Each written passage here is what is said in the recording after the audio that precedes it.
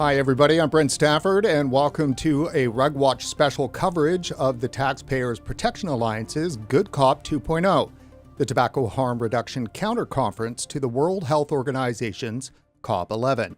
Good Cop 2.0 unites 37 experts from 22 countries to separate fact from fiction and confront the misinformation shaping global health policy. Joining us live from Geneva at the Taxpayers Protection Alliance's Good Cop 2.0 are David Williams, president at TPA, and Martin Cullop, TPA International Fellow. Gentlemen, it's great to see you both. Thanks, Brent. Thanks for having us. Yeah, great to be here, Brent. So how's it going in the belly of the beast? Well, here we are, day one of Good Cop 2.0. And let me tell you, movies have sequels, right? And the sequels are never as good as the original movie. But I got to tell you, I think this sequel, Good Cop 2.0, is going to be better than the original. We have more people, more experts, more countries. We have some bigger stars here. So I think this sequel is going to be a blockbuster for us, maybe not for the World Health Organization, because we are bringing the facts. We are bringing science. We are bringing policy. We are bringing everything to the table. And like you said, Brent, we are in the belly of the beast. And this is very important. It's important for what's happened in Geneva, but really around the world, and for people that are desperately trying to quit smoking. And this is an important year because it's the 20th anniversary of the FCTC, the Framework Convention on Tobacco Control. And it's critical that we talk about these issues. 20 years later, the World Health Organization they've lost their way. And there needs to be a discussion and a continued discussion about what's happening with tobacco control and how people can quit smoking. Listen, that's why we're here, is we're trying to find off-ramps for people that are addicted to smoking. And there are some real off-ramps. There's new products that are coming out, almost daily now to help people, whether it's pouches, snus, heat not burn, e-cigarettes, vaping. It's amazing the number of products that have come out in the last 15 or 20 years. So I'm excited to be here, and I'm excited to talk to these experts. And you mentioned Taxpayers Protection Alliance. This isn't about my organization. This is about the people that are here at the meeting. As you mentioned, 22 countries. I think we're up to 23 countries at this point. But again, this is not about me. This is conference of the people. And if any World Health Organization people, if they're watching, I want them to know that they can come here, that we will talk to them. We will discuss these issues with them. I know that we're not welcome there. Listen, the World Health Organization is about a mile away from this hotel. And I guarantee you, if we went up there, we would not be welcome in their doors. But they are welcome here because, again, this is the conference of the people. So, well, that's fantastic. And I'm very excited for this week. Martin, maybe you could take a moment and explain to our viewers what the WHO's Framework Convention on Tobacco Control is and why it's important. Well, it's an international treaty, Brent, and it's designed basically, or it was originally designed to reduce the harms from people smoking, cigarette smoke and tobacco use. But unfortunately, over the 20 years, it's kind of morphed into this more authoritarian anti-industry group that meets up and has veered away from its original course quite a lot. It's interesting, the global GATC, Tobacco Control, Global Alliance of Tobacco Control, that I got there in the end. They did a myth-busting exercise recently, and they published saying that people are saying the FCTC is no longer fit for purpose. And they said, this is a myth, that's not true. But one of the people who actually wrote that was the guy who wrote the treaty himself, Professor Beaglehole. He wrote it in the Lancet. So it's not us that's saying that. It's not industry saying that. It's people who actually wrote the treaty are saying that. So they really have gone off course. And I really think that we're going to have a real conversation here at our Good Cop conference. I think this is where we're going to be discussing things. What's happening down the road is almost irrelevant now because they just won't listen to sense. They won't listen to reason. They won't listen to science, and they won't listen to the evidence. However, though, they do have quite a bit of power, even though the delegates aren't bound by what the FCTC pushes. But we take a look at the forward-looking statements that have been made, and it seems that they might be, for the lack of a better word, bullying delegates into doing what they want. Yeah, that's kind of effectively what they're trying to do. Yeah, they're gaslighting the delegates. But it is important that that the parties are the deciders of this conference of the parties. So the people who make the decisions are the parties or the national delegations. So we've just got hope that they have had a good look at the evidence, they have had a look at science, and they know what's going on, and they should recognise that they're being gaslighted and fed stuff that isn't true a lot of the time from the FCTC Secretariat. And we know at COP10 there was quite a lot of pushback. There was 30 or 40 countries that said, hold on, we think you've got the wrong approach here. So we're hoping that the delegations will see through the mist and make some decent decisions at this conference for the good of public health, really. So let's dive into some clips that we have prepared. Two of them. The first two. This first one is from the Director of Health Promotion for the WHO at COP10, which, after some finagling with scheduling and stuff, was just in February of 2024. So not that long ago, and they certainly made clear what they're planning on doing when it comes to nicotine. Let's have a listen. The overarching theme for the FCTC COP10, Together Promoting Healthier Lives, is an extremely important narrative that is not only a priority for WHO General Program of Work for the next couple of years, it also serves as a good basis for mainstreaming WHO FCTC into various health and development paradigms. While significant progress has been made in recent years, there is no room for complacency as this program is uneven. The moment a government believes it has won the battle against tobacco, the industry seizes the opportunity to manipulate health policies and promote their deadly products. E-cigarettes are the exception to these positive trends. Here, we are increasingly seeing data showing a rapid increase in uptake by children and young people. For this reason, WHO issued a call to action in December 2023, which urges strong, decisive action to prevent the uptake of e-cigarettes based on the growing body of evidence of its use by children and adolescents. We continue to need a health promotion approach to tobacco control. Countering tobacco industry tactics necessitates the successful promotion of health and well-being through complementary and essential approaches, such as health in all policies, whole of government approaches, and whole of society approaches. And that, gentleman, is the hook there. WHO is calling that the issue of safer nicotine products is so dire that countries all around the world need to apply a whole of government approach in order to fix it.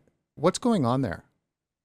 Well, it's frustrating to hear what they said in Panama and listen the last number of years at the COPs, right? Because they are ignoring science. They are ignoring reality. He talks about, kids using these products, all-time low, at least in the United States. And I think, a lot of other places, all-time low of children using these products. And you have to recognize that. The Centers for Disease Control has numbers that just show that. We're talking about science. We're talking about real numbers.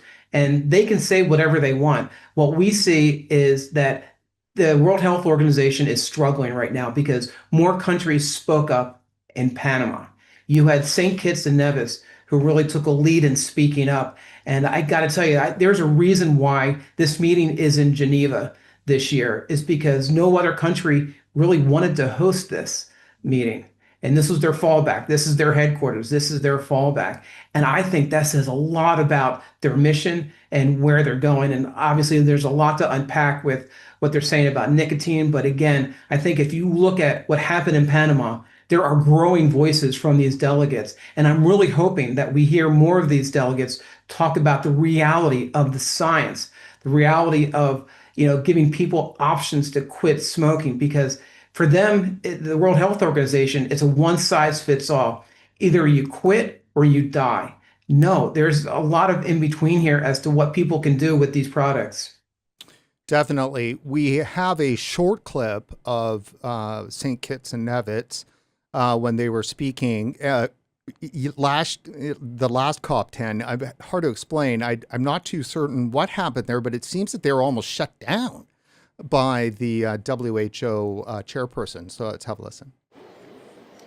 And so although the convention that guides us itself describes tobacco control as a range of supply, demand, and harm reduction strategies, the public health community must define these terms in a more detailed manner.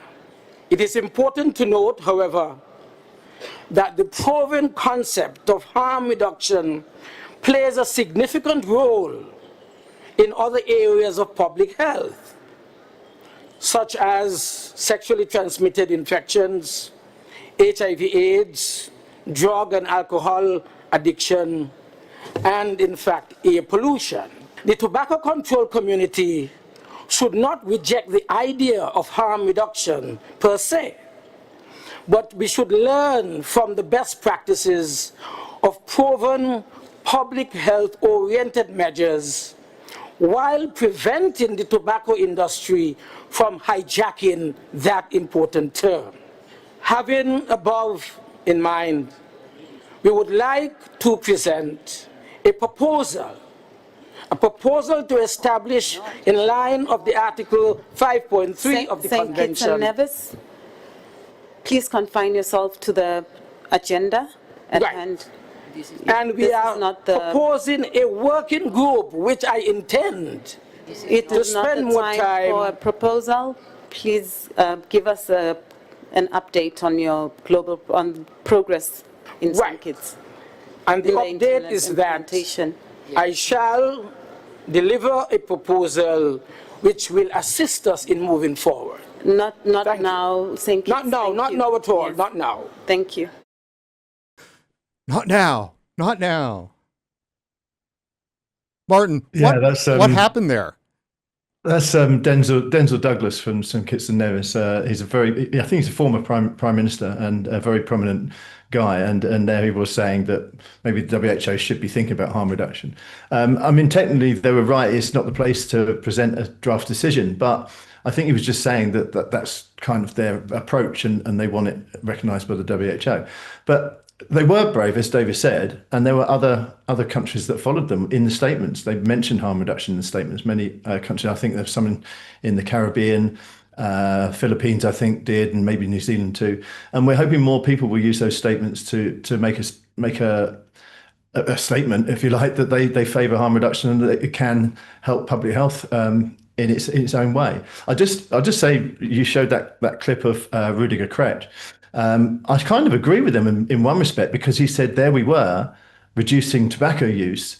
But the problem we have is that when we had this same thing happen in the UK, the Tobacco and Vapes Bill came in, which promises to set the UK back on harm reduction quite a long way. Me and some advocates had a meeting about how we were going to respond to this. And the first person, as we all met up, said, there we were just about to see the end of smoking and they go and do this. So the only people who are stopping this progress from happening at the moment are the WHO. So Rudiger Kretsch should be saying, we were getting rid of tobacco, and now the WHO is stopping it happening. Isn't that strange? And that brings us right to now, because it just seems that the WHO has become nicotine control. It's no longer about tobacco at all. And you mentioned earlier when we were discussing this that they don't seem to be mentioning tobacco much in the entire program, do they?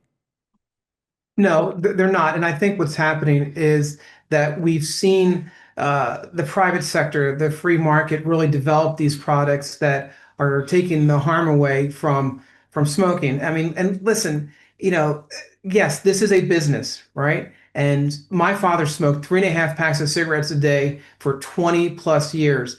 And the tobacco companies seemingly didn't care. But for whatever reason, they've woken up.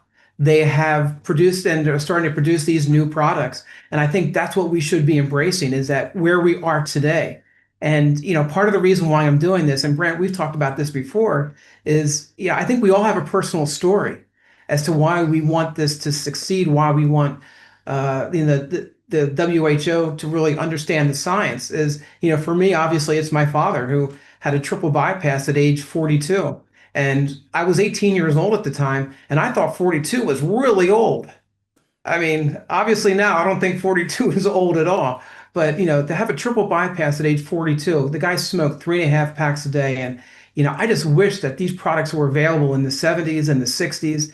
And I wouldn't, have the story to tell you. But, that time is gone. The time is now. And there's so many ways that we can help people, and people want help. Do you really think people want to stand outside in the cold and smoke one cigarette after another? No, they want options. They want an off-ramp to this. And if you talk to anyone that has switched, they will tell you that they feel better about themselves. They feel healthier because these products are less harmful. And all we're asking is for the WHO, a taxpayer-funded organization. You mentioned they have the power. They also have the tax dollars, and they should be doing what taxpayers and consumers want them to do, and that is to embrace these new products. So just like 4 or 5 days ago, not very long ago, on X, the WHO Director General posted this, and he says, aggressive marketing of e-cigarettes and nicotine pouches is fueling a new wave of addiction among young people. This is not harm reduction. It's profit-driven tactics by companies seeking to keep our kids addicted to nicotine. The WHO has released a new position paper on tobacco control and harm reduction. We call on all countries to regulate every nicotine product as strictly as tobacco, including newer products like e-cigarettes, and to expand access to cessation support.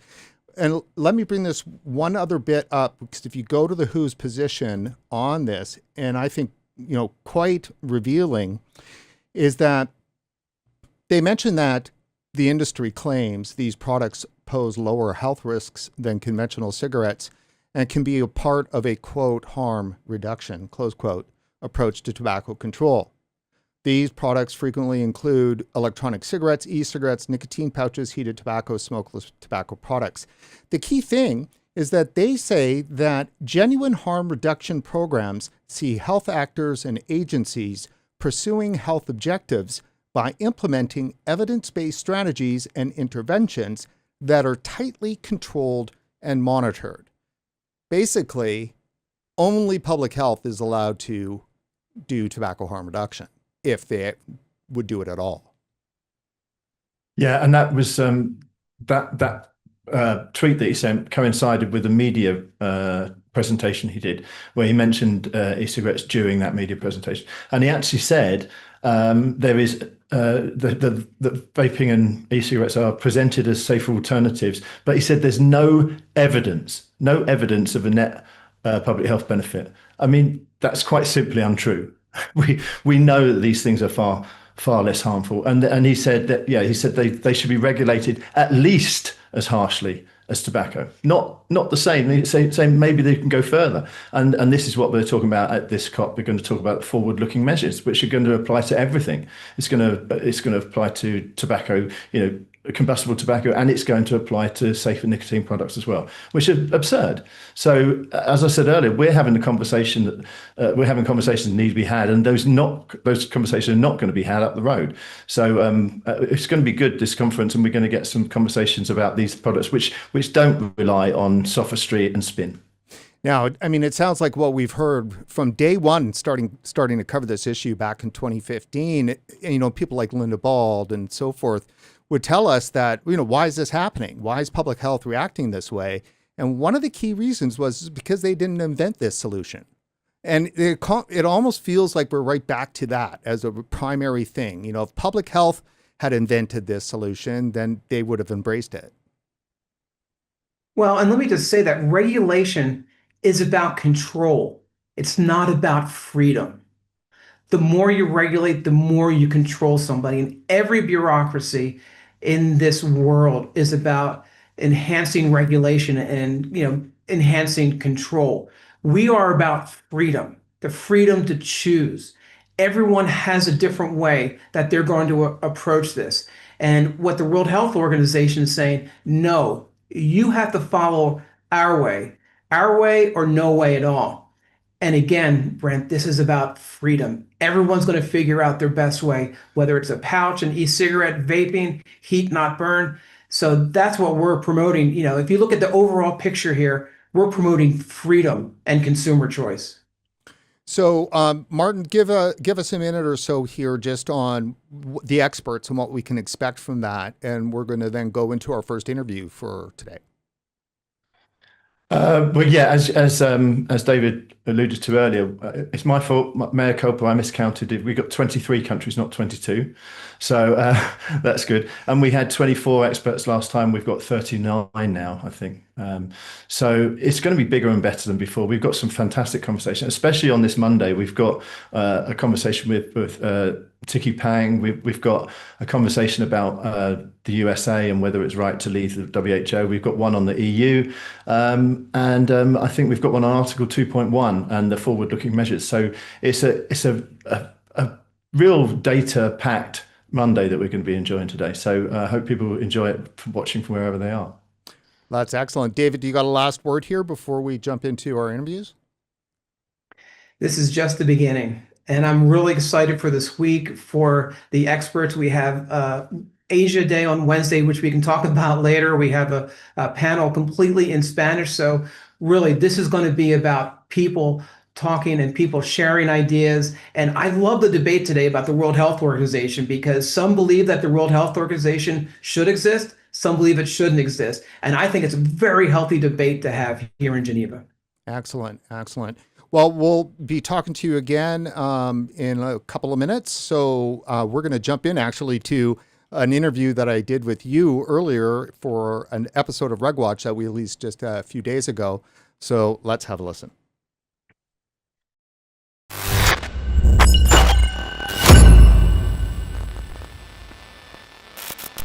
So looking at the WHO, the FCTC documents that they've released in advance of COP11, one of the things that they're saying is that the treaty should be treated as a floor, not a ceiling. So they're basically saying they're putting out there that there could be a way around the regular delegate process. What do you think of that? It's typical of government is that you have mission creep, and you also have an attempt to silence voices, right? I mean, listen, this was supposed to be a gathering of delegates to talk about these problems, potential solutions. And now that we have the solutions that the WHO doesn't like, they're pulling back from how public and how inclusive they're going to be. That is dangerous. First of all, it's dangerous because it's taxpayer funded. I mean, people around the world, taxpayers from around the world are funding the World Health Organization, this meeting, and that's why it needs to be 100% transparent. There is not going to be any sort of counter media in these meetings. There will be no difficult questions. There will be softball questions coming from the media to the WHO, and that is not productive. That is not productive at all if we really are trying to solve this problem. And again, let's get at the heart of this, Brent, is that we are trying to solve a problem here. And that is cigarette use, and that is people dying from smoking cigarettes. And we have alternatives. The WHO refuses to listen to those alternatives, whether it's from us, from other consumers, from scientists, from the media. So it's frustrating to see that they could be limiting, even more people from the process. What goes through your mind when you hear the WHO describe tobacco harm reduction as an industry plot? It's ridiculous to think that this is an industry plot, because you talk to these small vape shops, you talk to medium-sized vape shops, you talk to these folks that are working their tails off to get people to switch. And these aren't big corporate industry folks. These are mom and pop vape shops in this country. And, we work with this woman, Skip Murray from Minnesota. Her son had a vape shop and it closed. And these are people I have never been a part of an issue where people have been more passionate about. I mean, the passion that comes from the people is really incredible, and I love it. I mean, it's good to see they have this passion, that they're willing to travel to Geneva for a week. But again, this is not about industry. This is about people. And okay, let's say a company makes money off of this. Who cares? Is it helping people? Is it making people healthier? Guess what?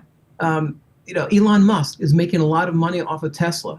But are electric vehicles good for the environment? No carbon, less carbon footprint?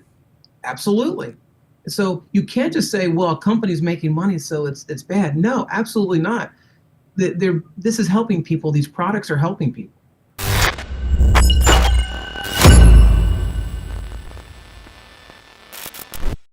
All right, thanks for waiting. I'm fixing a graphic there, so I think we've got it going. So joining me now is Kurt Yo, and he's our first Good Cop 2.0 interview. He's the co-founder of Vaping Saved My Life, VSML, which is a consumer advocacy movement in South Africa. Kurt, we talked to you many times. It's great to see you again. Good morning, Brent. It's good to see you again too, sir. So let's do some background first. You were a 20-year smoker before managing to quit with vapes. Tell us about that. Yeah, I smoked for about 20 years, and at the heart of my smoking habit, it was 40 cigarettes a day. I've lost both my parents and my grandfathers and many family members and friends from smoking. And it was when I discovered vaping that suddenly that aha moment clicked that we have a solution here. And in 2017, I decided to co-found a consumer movement with a fellow former cigarette or cigar smoker and now vapor, and just asking fellow vapors who were smokers to share their stories on our platforms. And that's how it started. Oh, that's excellent. And how's it been going? Because I know that it's not been the easiest of routes to go in South Africa. It's been very interesting and a lot of the times quite frustrating. And I said earlier to David Williams this morning is that I'm very glad to be here, but I still don't understand why I'm here, because it's such a common sense, logical thing to quit smoking. Well, that was their whole objective. That was the mission, to reduce the harms of smoking. And we found it in numerous innovations, and yet we are still here fighting for it. So in South Africa, we had our bill introduced to us, our tobacco bill. I'm not going to give the whole name here because we've only got a limited time. But that was introduced in 2018, and it's now before our Portfolio Committee of Health in South Africa. So very little has actually changed from a regulation and legislation, but the noise is definitely getting louder amongst the twos or the fours and against tobacco harm reduction, particularly in South Africa. Now, we heard a lot, during COVID about misinformation around COVID. We've heard a lot about misinformation around some political, groups and so forth, and not just the U.S., but lots of places. But nobody seems to talk about the misinformation around nicotine and harm reduction. Why is that? I think because a lot to do with how nicotine has been associated with tobacco. And I think a lot of the groups around the world, in particular the World Health Organization, have done a fantastic job of demonizing tobacco, and rightly so, because for every 1 in 2 long-term users, those people die from using tobacco. So that whole association of nicotine and tobacco has been well established. So it's very difficult to walk that back or to try to separate nicotine from this discussion. And yes, there is a lot of misinformation, and particularly in the developing world. I still find it hard to believe that we try to demyth the popcorn lung scenario, and that happens pretty much on a weekly basis in South Africa. So yes, it's an uphill battle, but eventually it will reach that tipping point where the general public just totally doesn't agree, or at least doesn't trust what the message means. And that's a very dangerous scenario when you start mistrusting or distrusting the world leaders in public health. Then we got ourselves in a very, very dangerous position. So that is the question, isn't it? Does the WHO play a role in the misinformation around tobacco harm reduction? Oh, without a doubt. Without a doubt. I mean, we just heard from you talking about how these products should be regulated in the same way as tobacco. It's absolutely nonsense. Talking about how these products have been designed to attract kids, and that more and more kids are using these products. And I guess that, like we saw in the United States, that 2018, 2019, there was this massive peak, but they don't talk about how that has now dropped by more than 70% over this period of time. In South Africa, we had a recent study that looked at kids using vaping products, and it was established that it was just under 17% of the kids in high school were using these products. But what they don't tell you is that, for example, that survey was conducted on high-income schools. And that's not representative of what the average kid in South Africa is consuming. The average kid in South Africa is probably consuming combustible tobacco because of our illicit trade. But we don't have that information, and we're not sharing that information. And in fact, we're not even sharing that disparity that's existing. They're using the kids as weapons around this. The reality is that we do agree that kids should be protected from all nicotine products, but we can't ignore the massive amount of damage still being done by combustible tobacco around the world. We're still having 8 to 8.5 million people die annually from using combustible or traditional tobacco.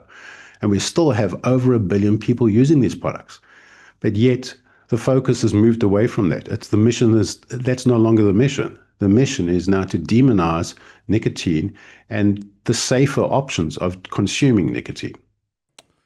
Oh, that's crazy. Well, I think you put it very well, though, Kurt. Thank you very much. And hopefully you have a good time at COP 2.0 over this week. Thank you very much, Brett.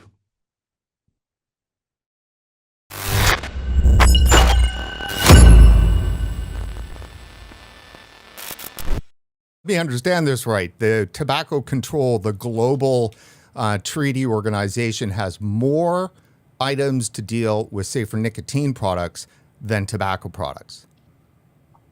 It's about all it's spoken about. It's about all the WHO and FCTC has spoken about in the last couple of years, at least, maybe more. It's constantly. I mean, the World No Tobacco Day regularly now just talks about quitting using safer nicotine products. It doesn't talk about smoking anymore. It talks about quitting vaping, and it talks about flavors, and it talks about youth use and everything else. And this is this pivot that they've had, where they've pivoted from saying smoke free to nicotine free, and it's you can see it happening in real time. When COVID was coming across the Atlantic to the UK or wherever, when COVID was coming all over the world, basically, they spent their time tweeting about vaping and why you should give it up, and saying that e-liquid is flammable and burns your skin and things like that. I mean, what possibly could show you more that they're so interested in stopping these devices that they're actually more focused on doing that than actually tackling a global pandemic? So taking a look at some of the advanced documents the WHO has made public with regard to the COP11, it seems that they're trying to elevate nicotine addiction above the actual harms of tobacco. Tell us about that. Yeah, that's what they're doing. You've got agenda item 4.5, where they're basically saying harm reduction is a trick. It's a tobacco industry talking point. It's nothing. I mean, we've got harm reduction in policy areas right through from transport to drugs to everything. So harm reduction is a thing, but they're trying to say, oh no, harm reduction doesn't exist. It's just the tobacco industry talking about that, which is utter nonsense. It clearly is. So when they talk about Article 4.5, they're trying to say, oh, harm reduction is, it's not part of the treaty because Article 5.2 says that we need to protect against the harms of tobacco smoke, tobacco use, and nicotine addiction. But by attacking just nicotine addiction, what they're effectively saying, we're going to discount the fact that vaping and other harm reduction products can actually achieve the Article 5.2 goals of reducing harm from tobacco use and tobacco smoke, because they take people away from tobacco use and tobacco smoke. But what they're saying is, because we just don't like harm reduction, we don't like industry, we're going to say that nicotine addiction is the most important thing. Nicotine addiction doesn't kill anyone. The harms of tobacco smoke does, but the WHO is more interested in nicotine addiction than it is in the harms of tobacco smoke. And that says everything you want to know about the WHO at the moment, sadly. Now, in the original ratified treaty, Does it state nicotine addiction as something specifically it's supposed to address? It does, but you've got to think when it was written. It was written in the, it started getting written in the late 90s, and they finally formulated a plan in 2003, and it was adopted and went into force in 2005. Now, by then, there weren't really any safer nicotine products around. So their harm reduction was about something completely different. But now they've been kind of like ambushed a little bit. These products have come around, and now they want to ignore the fact that these products are a nicotine addiction which isn't smoking. You know, they want to conflate smoking with nicotine addiction. And that might have been true 25 years ago, but now we have different products and we have a completely different reality, we have a completely different world. But you've got the WHO stuck in the past, stuck in the late 90s, and just incapable of even contemplating that something has changed and just digging their heels in. And they're digging their heels in so badly it will harm public health in the long run. In fact, they're already doing it. People are dying because of what they're doing. But the sad thing is they don't seem to care.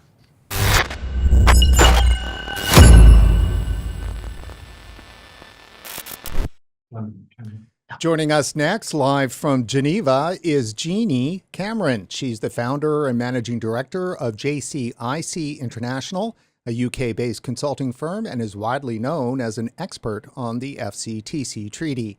Jeannie, it's great to see you again. Great to see you, Ben, as well. So please tell our audience about your work advising on all aspects of the FCTC treaty and protocol. Well, I suppose I sort of look at it in a historical context in that I'm back in Geneva. I first came down to Geneva to work on what was then the FCTC. It wasn't even known. And I remember going to the job interview because I had a background in treaty work and not remembering the letters around the right way because it hadn't even started. So it was all very, very new. But I think, so my experience starts back in those days when, you know, the governments were first coming together in the INBs, as they were called, intergovernmental negotiating bodies, to consider the chair's text, which was the first draft of the FCTC, where they all came together. And that there were 6 of those that went on. And then when the treaty was finished, it then went on to what we now know as the COPs of the Conference of the Parties that created the treaty. So it's, my background here goes back a long way. And I was just, as Martin was, or others were speaking earlier, I reminisced of a time when, in fact, the public gallery was always open to the to those that weren't governments. And on one occasion, there wasn't enough room inside the WHO as well, because they had some delegations coming for something else. So the WHO actually opened up the WHO offices here in Geneva and made a big room with a big screen so the industry and everyone else could watch what was going on directly from the room. And I remember when we went into the WHO at that time, the actual headquarters of the WHO, there weren't too many of us, probably about 10 of us from industry and other backgrounds. But it was, to me, it was a really sad place. It was like there was, I suppose what it reminds me of is The Wizard of Oz. It was like you sort of expected this big, magnificent place with all these people working on public health. And in fact, what was there was, just room after room after room, because we did go exploring. There was no one really there, just empty desks and papers everywhere that, hadn't been looked at for years. And I just thought, oh God, you wouldn't really want to work here, would you? So we think it's this big place with all these people working. I actually think it's probably not that, because that was back in before 2010, so it was quite a while ago. So, Jeannie, just to make sure we get this, is what's your assessment regarding the WHO's handling of safer nicotine products today? Well, I think once again, look back to the treaty, the context, and having sat through it, the context of nicotine in the treaty, it's only mentioned 3 times, and it was negotiated in there in the context. It's one of the later articles, Article 22, I think, which was in the context of the developing world helping the the developed world helping the developing nations with scientific and other evidence to help nicotine dependence. It was like setting up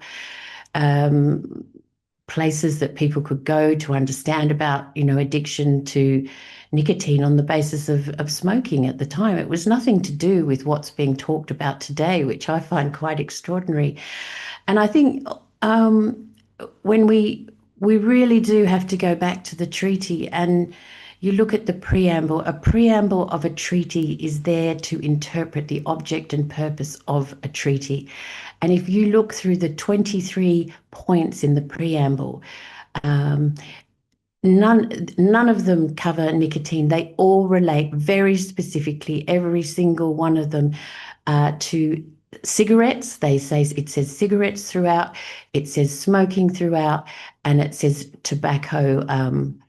Tobacco. There is nothing there about anything else, and it's clearly about the protection from exposure to tobacco smoke throughout when it brings up the human rights aspects. So I think the WHO and those that have the same draconian views are trying to find things in that treaty to hang hooks on, and it's not right.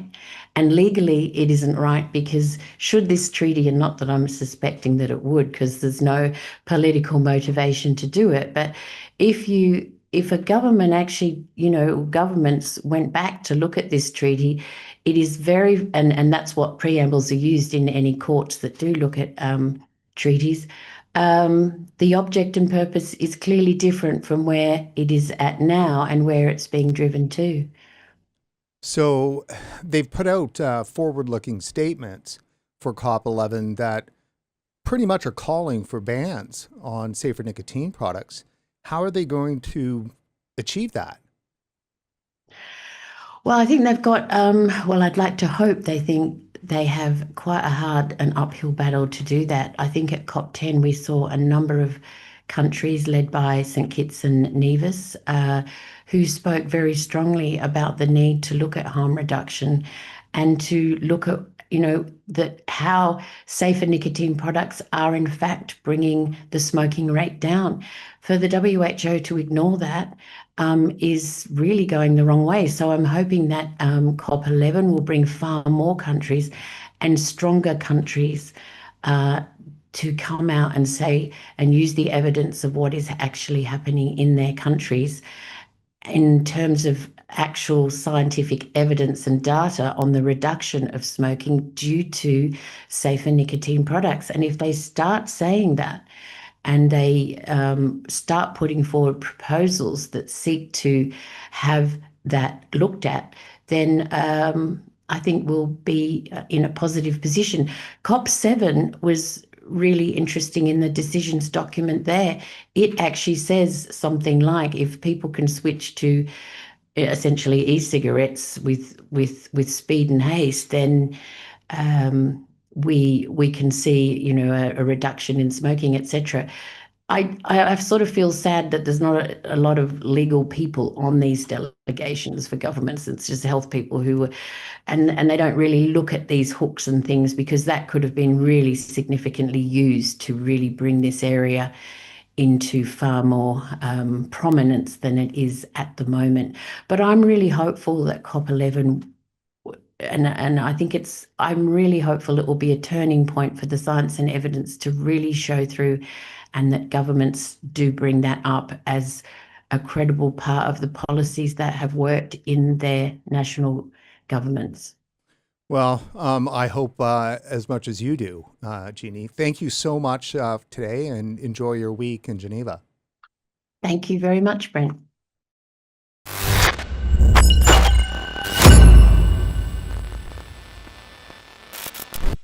So for those unfamiliar with your background, tell us about your role at the World Health Organization and what you observed inside its research and policy operations. I was part of the World Health Organization following the appointment of Dr. Gro Harlem Brundtland in 1998.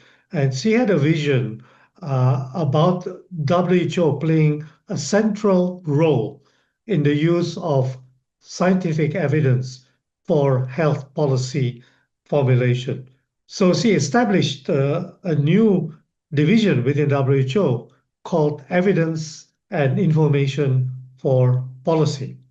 So my job during my 13 years with the organization was to really work with our member countries to sort of say, hey, when you want to develop and implement a particular health policy, the first thing you should look at is what is the evidence. For example, that a particular new drug is safe and that it actually works.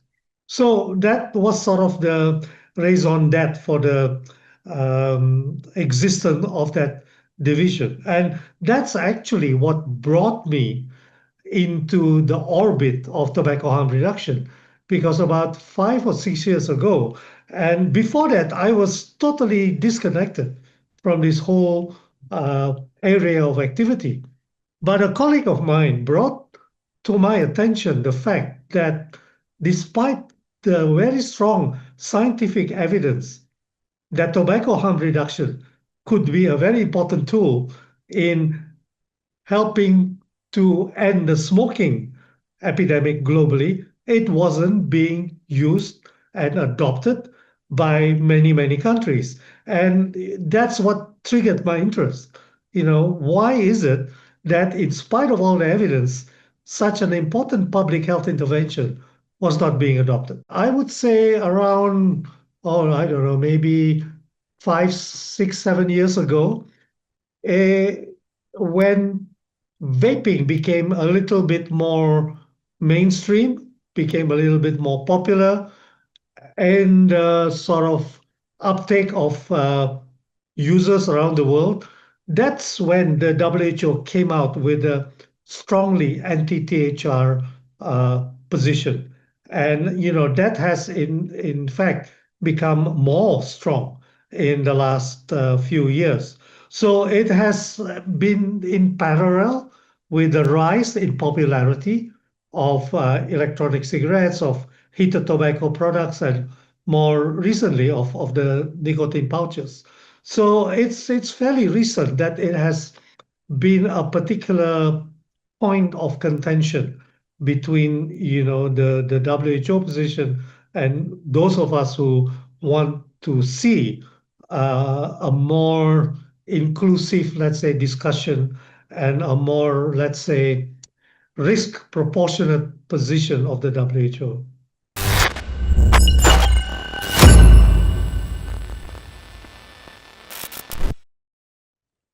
And for our last interview here for day one of Good Cop 2.0, we're joined by Carissa During. Carissa is the director of Considerate Pouchers Sweden, a consumer advocacy group dedicated to promoting a smoke-free world and consumers' rights to alternative products.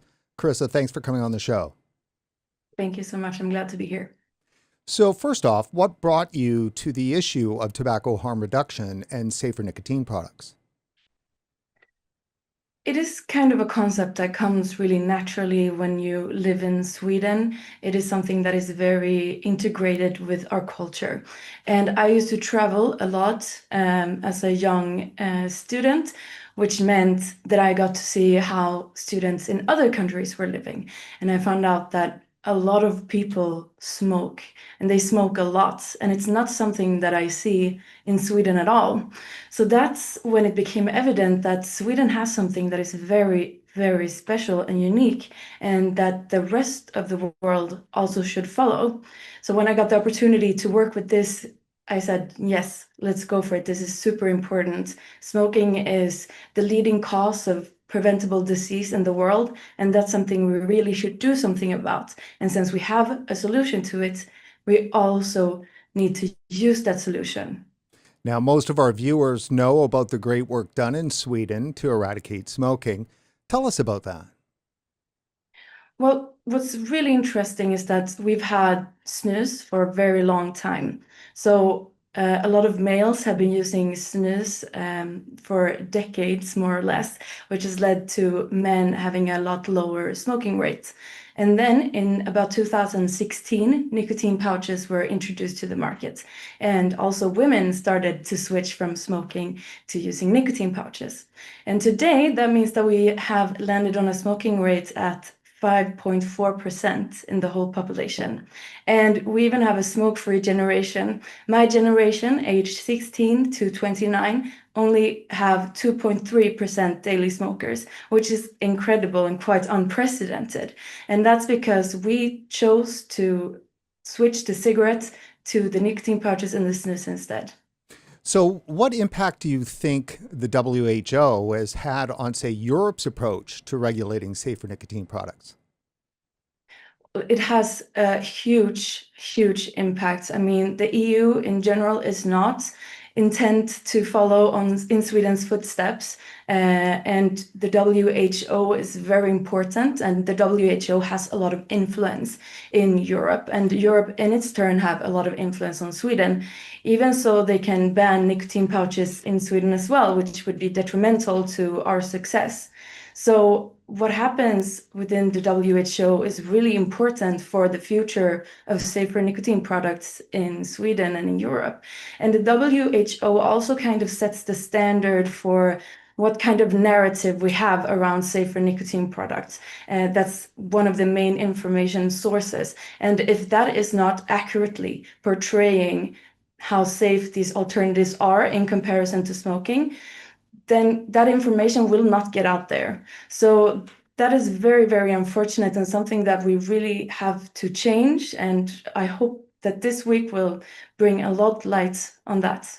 Now, the EU is kind of known for being hostile to safer nicotine products, and they just about a month or two ago was trying to push a forward-looking document that was really calling for the ban of these products across the EU. But the EU backed down recently on this call for bans, and partly to do with Sweden kind of standing up. Tell us about that.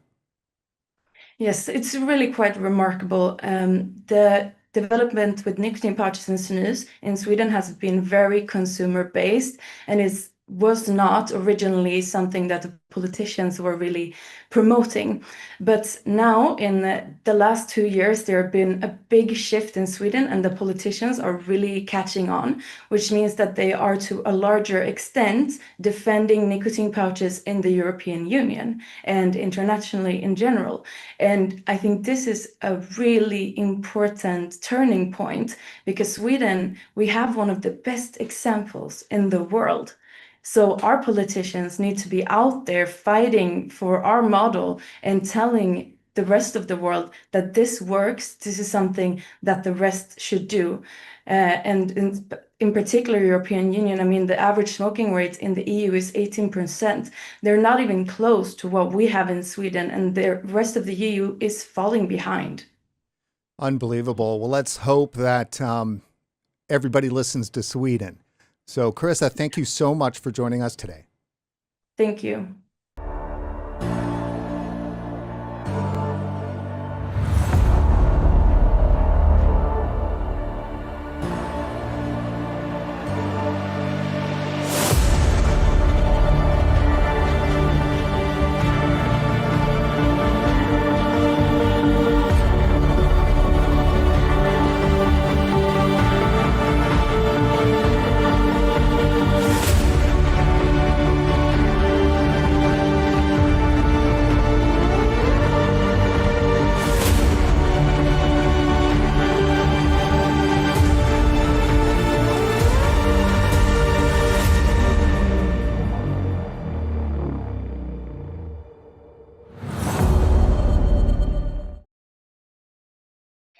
All right, guys. So we're back for a couple of last words as they're sitting down. So I was told that we had to have the episode here wrapped up pretty quick because you guys got to get started. So do tell. Yeah, so again, this is the first day of Good Cop 2.0. Really excited about what's happened this week. And I love listening to those interviews that you just did with Kurt, Jeannie, and Carissa. I mean, this really sets it all off. I mean, Kurt started with, his personal story, and then obviously the Sweden story. I think it's something that the WHO and more people need to hear about what's happened in Sweden, what's happening with the amount of smoking that has just really plummeted. And I mean, listen, Sweden is smoke free, right? I mean, let's call for what it is. And we need to learn from that. The WHO needs to learn from that. Absolutely. Martin? Yeah, I mean, we're looking forward to this conference. We've got room filling up, ready for people to eager for the conversations we're going to have, and we've got a great lineup. So we're really looking forward to it, and I'm excited about what we're going to be seeing at this conference. Well, that's great, guys. Well, gentlemen, thank you very much, and that is it for this special edition of RegWatch Live. Before you head off, please hit subscribe down below on YouTube, like us on Facebook, and don't forget to follow us on X. For RegulatorWatch.com, I'm Brent Stafford.